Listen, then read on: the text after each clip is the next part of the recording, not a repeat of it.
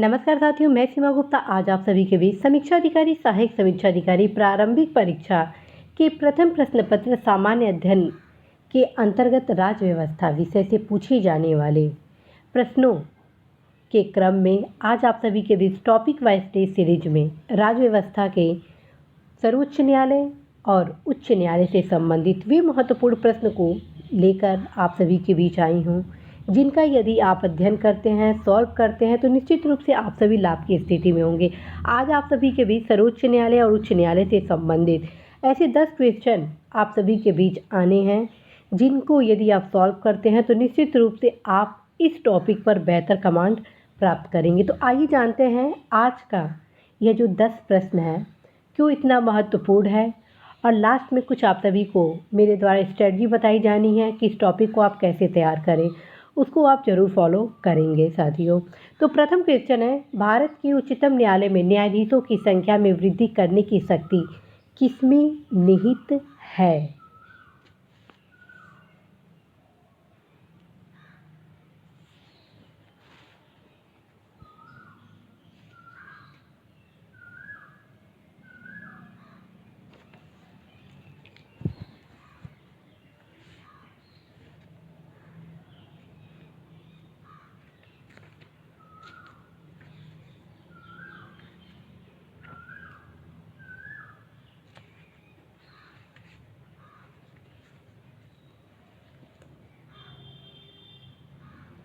साथियों, इसका सही आंसर होगा ऑप्शन बी अर्थात संसद।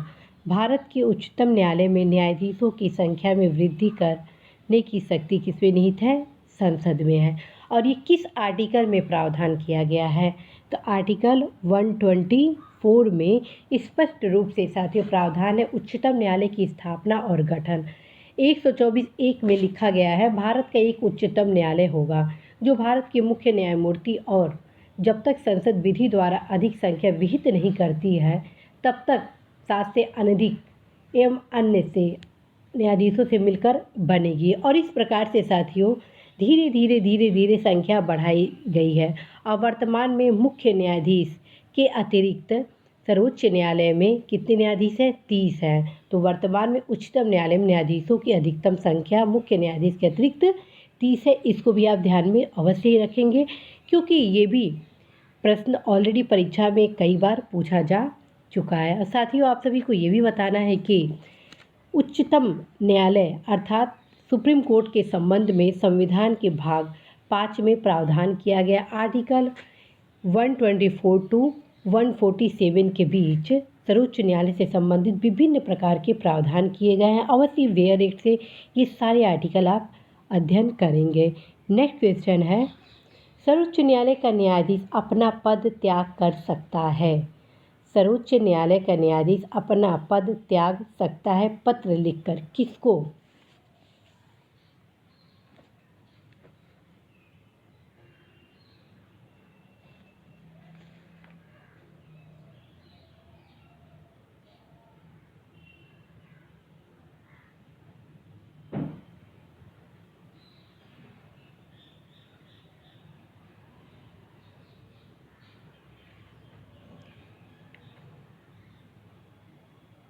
साथियों इसका सही आंसर होगा ऑप्शन बी राष्ट्रपति। ठीक है, और ये किस में प्रावधान है? आर्टिकल 124 के 2 में इसके संबंध में प्रावधान किया गया है। इसमें स्पष्ट रूप से साथियों लिखा गया है कि सर्वोच्च न्यायालय का कोई न्यायाधीश राष्ट्रपति को संबोधित अपने हस्ताक्षर सहित लेख द्वारा अपना पद त्याग कर सकता है। राष्ट्रपति अपने हस्ताक्षर और मुद्रा सहित अधिपत्र द्वारा उच्चतम न्यायालय के प्रत्येक न्यायाधीश की नियुक्ति भी करता है। तो ये सारे प्रावधान ऑलरेडी बेयर एक्ट में आप देखेंगे। यदि आप बेयर एक्ट का बहुत ही गहनता के साथ अध्ययन करेंगे तो इस प्रकार के सारे प्रश्न आप सॉल्व कर लेंगे। वैसे भी मैं आप सभी को बता चुकी हूँ कि IAS, PCS, RO और अन्य प्रेस्टिजियस सर्विस के लिए यदि आप राज्य व्यवस्था की तैयारी कर रहे हैं तो निश्चित रूप से आप इंडियन कॉन्स्टिट्यूशन का बेयर एक्ट का अवश्य ही अध्ययन करेंगे। नेक्स्ट क्वेश्चन है, भारत के सर्वोच्च न्यायालय के कार्यवाहक मुख्य न्यायाधीश की नियुक्ति करता है? भारत के सर्वोच्च न्यायालय के कार्यवाहक मुख्य न्यायाधीश की नियुक्ति करता है।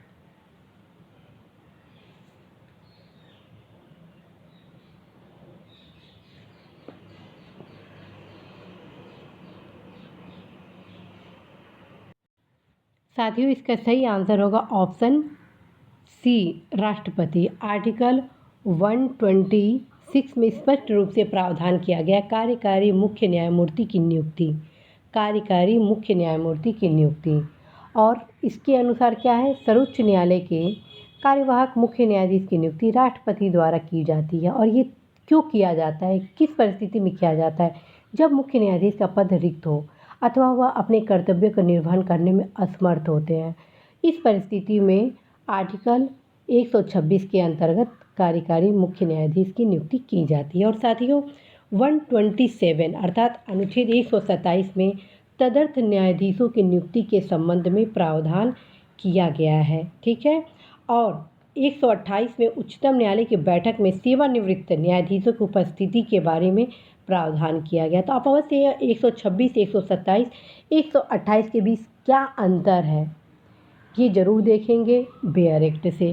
नेक्स्ट क्वेश्चन है, निम्नलिखित में कौन से उच्चतम न्यायालय की आरंभिक अधिकारिता में आते हैं?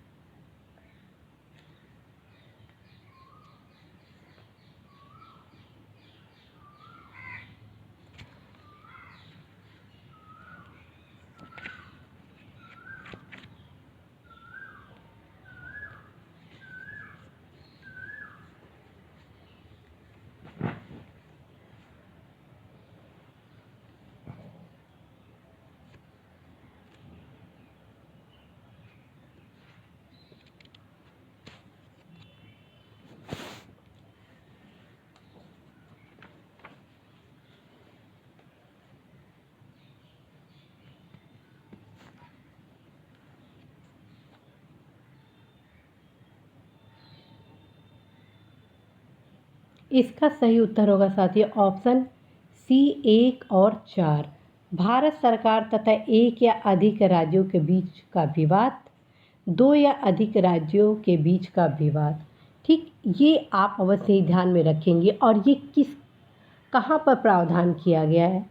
देखिए, आर्टिकल 131 में स्पष्ट रूप से लिखा गया है उच्चतम न्यायालय के आरंभिक अधिकार था। इसके अंतर्गत लिखा गया है कि इस संविधान के उपबंधों के अधीन रहते हुए भारत सरकार और एक या अधिक राज्यों के बीच, या एक ओर भारत सरकार और किसी राज्य या राज्यों और दूसरी ओर एक या अधिक अन्य राज्यों के बीच, या दो या अधिक राज्यों के बीच किसी विवाद में, यदि और जहाँ तक उस विवाद में ऐसा कोई प्रश्न अंतर्वलित है जिस पर किसी विधिक अधिकार का अस्तित्व या विस्तार निर्भर है, तो और वहाँ तक अन्य न्यायालयों का अपवर्जन करके उच्चतम न्यायालय को आरंभिक अधिकारता होगी।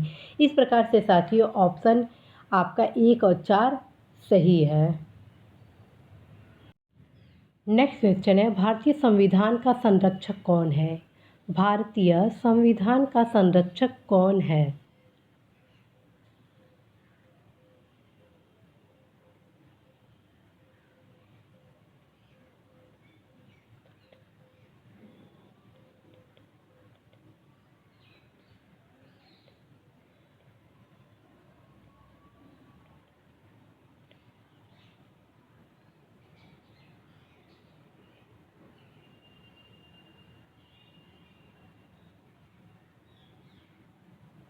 साथियों, इसका सही आंसर होगा ऑप्शन सी, सर्वोच्च न्यायालय, अर्थात ऑप्शन डी। नेक्स्ट क्वेश्चन है, भारत में संविधान की मूल संरचना बुनियादी ढांचा के सिद्धांत का स्रोत है।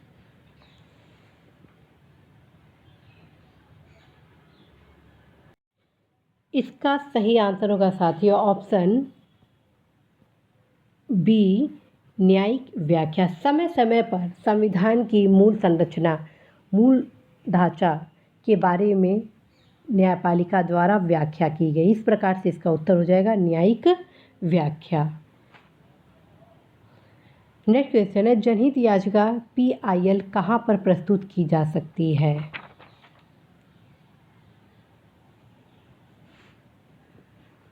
जनहित याचिका PIL कहाँ पर प्रस्तुत की जा सकती है?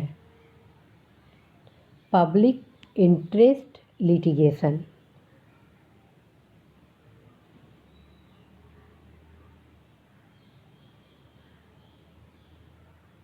इसका सही उत्तर होगा साथियों ऑप्शन डी। ऑप्शन डी, उच्च न्यायालय एवं सर्वोच्च न्यायालय दोनों में पब्लिक इंटरेस्ट लिटिगेशन प्रस्तुत की जा सकती है। नेक्स्ट क्वेश्चन है, निम्नलिखित में से भारत में एक उच्च न्यायालय के बारे में क्या सही नहीं है?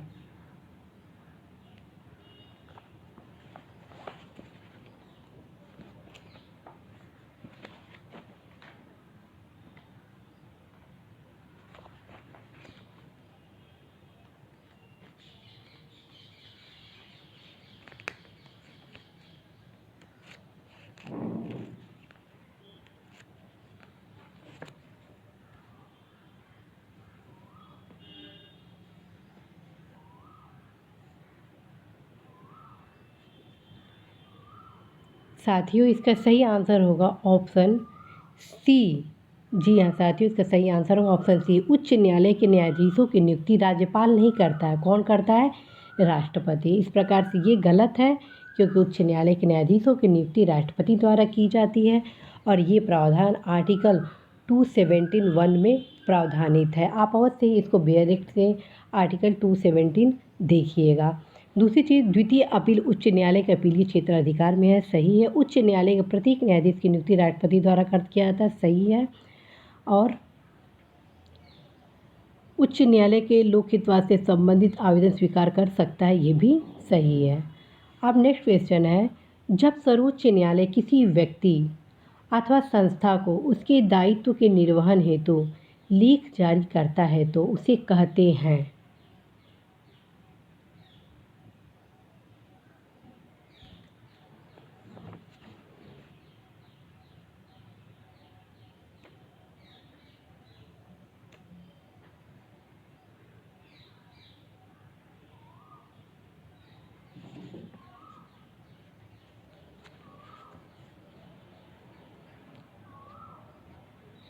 इसका आंसर होगा साथी ऑप्शन बी, मैंडमस अर्थात परमादेश। और साथियों ऑलरेडी आप सभी को बताया गया है उपचार के बारे में, संवैधानिक उपचारों के बारे में। तो अन्य जो उपचार है, बंदी प्रत्यक्षीकरण, अधिकार परीक्षा आदि के बारे में भी आप सभी अवश्य ही जानें कि किस किस उपचार का किस संबंध में प्रयोग किए जाते हैं। नेक्स्ट क्वेश्चन है, प्रिवेंटिव डिटेंशन अर्थात निवारक निरोध के संबंध में एक व्यक्ति को बिना मुकदमा चलाए बंदी बनाकर रखा जा सकता है?